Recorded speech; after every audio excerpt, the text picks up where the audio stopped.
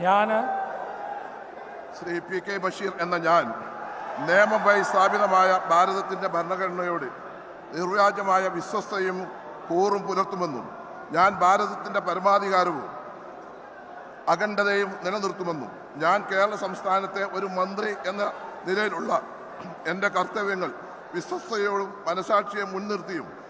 നിർവഹിക്കുമെന്നും ഭരണഘടനയും നിയമവും അനുസരിച്ച് ഭീതിയോ പക്ഷപാതമോ പ്രീതിയോ വിദ്വേഷമോ കൂടാതെ എല്ലാ തരത്തിലുള്ള ജനങ്ങൾക്കും നീതി ചെയ്യുമെന്നും ദൈവത്തിൻ്റെ നാമത്തിൽ സത്യം ചെയ്യുന്നു.